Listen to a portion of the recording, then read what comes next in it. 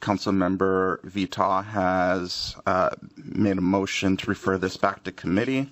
Is there a second? Second. I will call on Councilmember Rainville. Thank you. So I did second this motion because I do believe that we need more time, and especially to allow the public to weigh in on this. To not have a public hearing would be really bad democracy. It would be bad government. It would be incredibly bad transparency for what we're trying to do. If this idea goes forward, as Councilmember Vita said, we should all be at the table on that. Everybody, the business community, the workers. We see how many people are out here today. We see the interest in this. Let's slow this down a little, give more time, and especially so we can review all the amendments that were thrown on us overnight. So I would invite my colleagues to vote for this, and let's slow this down and have more discussions from the public. Thank you. Thank you. I don't support a delay. This is an advisory board.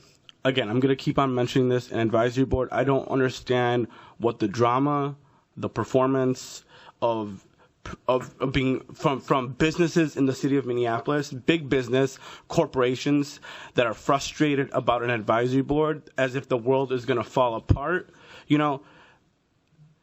This is an opportunity to say to our residents that we support workers. This vote is pro-worker or not, period. At the end of the day, do we support our workers or not? That is something that this vote is going to signify to residents of Minneapolis. My mother had to work three freaking jobs to barely afford rent, to barely be able to put food on the table, to barely be able to live her life and to support us as her children. 3 jobs to barely make it by in this city, growing up my entire life, so I can share a room with my brother my whole adult life. And I was very proud of that.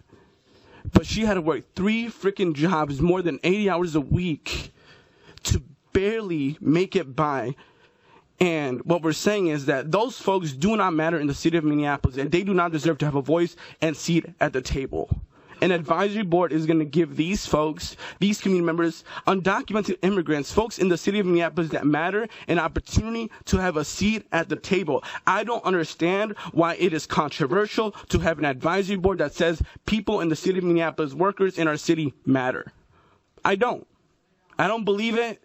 I know what's going on. It's corporations that run this city. It's corporations that scare people in this body. It's corporations that run checks. It's corporations that fearmonger and scare residents in the city of Minneapolis into making decisions to say that we do not support workers. I'm sorry. I support workers, period. I support Uber and Lyft drivers. I support increasing the minimum of the $15 minimum wage to $25 an hour.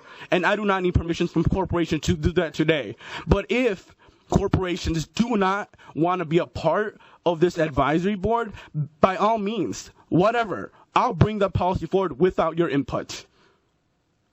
You should be thankful that you're getting a seat at the table to influence policy in the city of Minneapolis.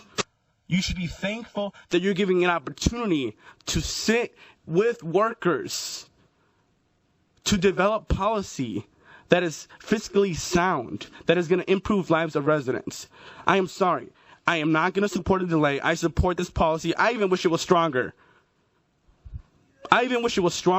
Because workers in the city of Minneapolis matter. And I am doing this for people that look like my mom that had to work 3 jobs just to barely make it by in the city of Minneapolis, where she had restaurants and corporations like McDonald's, which I don't understand how we considering that minority-owned businesses to begin with, but corporations like McDonald's